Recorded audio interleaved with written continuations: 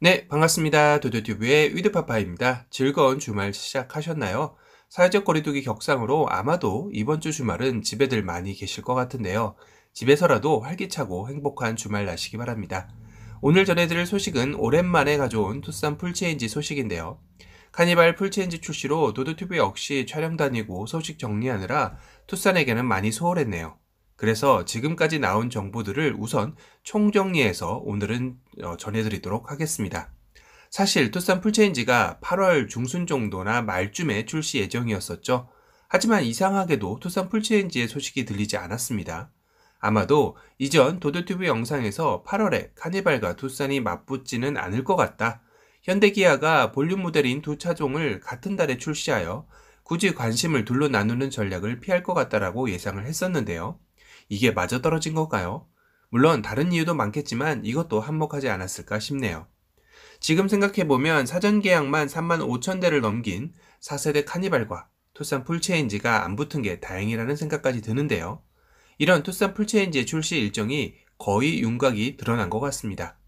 바로 9월 중순에 전 세계 동시 출시를 예고하고 있다고 하는데요. 2004년 1세대 모델 출시 이후 국내뿐만 아니라 세계에서 판매량도 현대 내에서도 단연코 1위 효자 볼륨 모델이죠. 그래서 이번에 전세계 동시 출시도 그런 맥락이지 않을까 싶네요.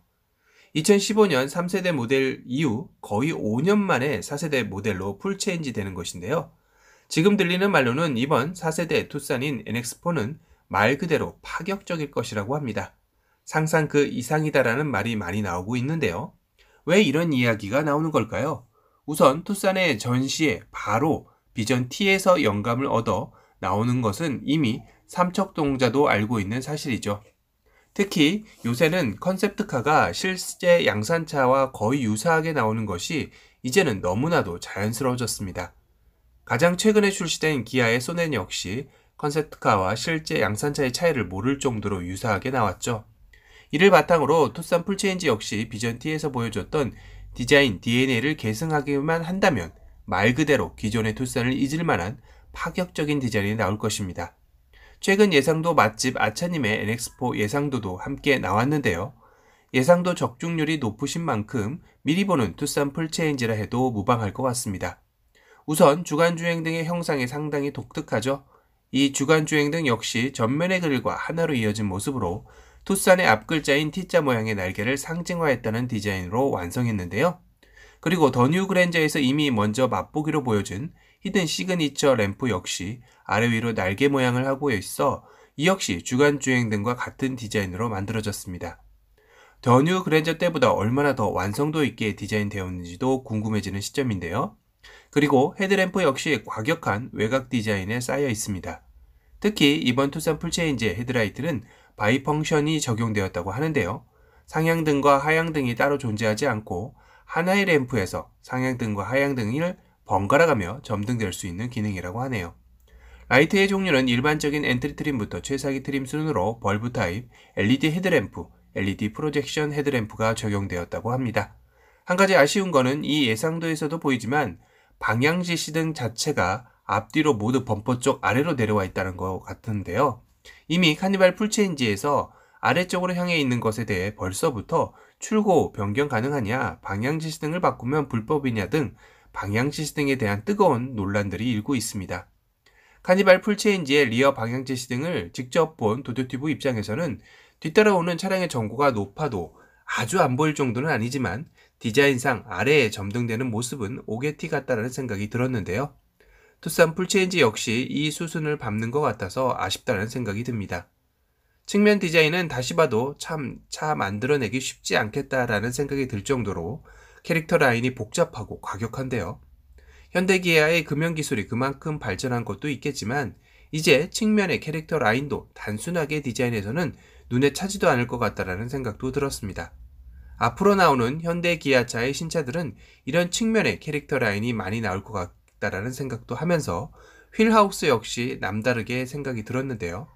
평범함을 거부하고 과감하고 강인한 인상을 주는 휠하우스의 디자인이죠.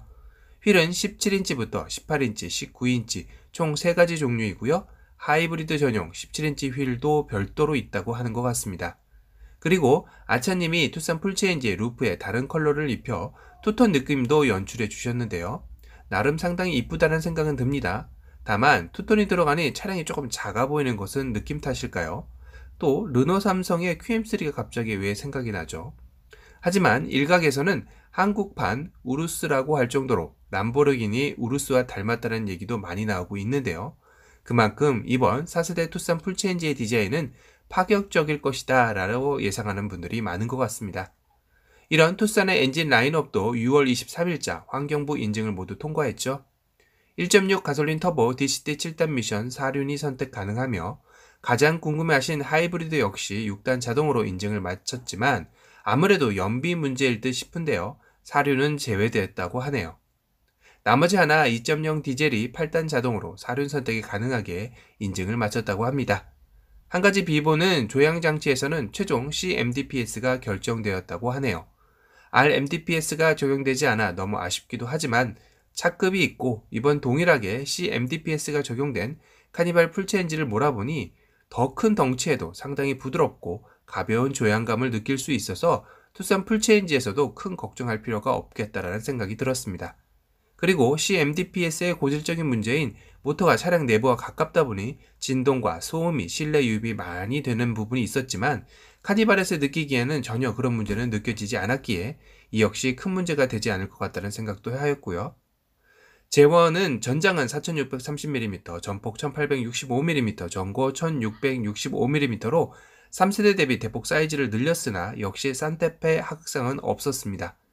그래도 이 정도 크기라면 이전 산타페 DM 정도와 유사한 사이즈로 투싼 풀체인지 역시 넉넉한 실내 공간을 예상해봐도 될 것 같은데요. 그리고 이번 4세대 투싼 풀체인지 시트에는 동급 차량 최초로 적용되는 기능이 하나 있다고 합니다. 시트가 바로 90도까지 폴딩이 된다고 합니다. 그럼 차박 시에도 정말 유용하게 사용되겠다는 생각이 들었습니다. 아니, 투싼도 차박이 이렇게 유용하게 되는데 카니발이 이렇게 아쉽게 되다니 너무하다는 생각도 들었는데요. 끝으로 이번 투싼 풀체인지 위장막 차량 중에 이전 도드튜브 구독자님이 제보해주신 사진을 이제야 쓰게 되었는데요. 늦었습니다. 죄송하고 감사합니다. 투싼 풀체인지 견인 테스트를 하는 모습인데요. 팰리세이드 캘리그래피에서도 옵션에 트레일러 패키지가 추가되어 순정 견인 고리가 장착되었었죠. 이번 투싼 풀체인지에서도 이렇게 트레일러 패키지로 순정 견인고리 옵션이 나왔으면 하는 바람입니다. 아직 내부용, 수출용 어디에 적용될지는 결정되지는 않았다고 합니다. 오늘은 출시가 한 달여가 채 남지 않은 투싼 풀체인지 NX4에 대한 최신 소식을 전해드렸고요. 또 다른 신차 소식으로 찾아뵙겠습니다. 지금까지 도도튜브의 위드파파였습니다. 감사합니다.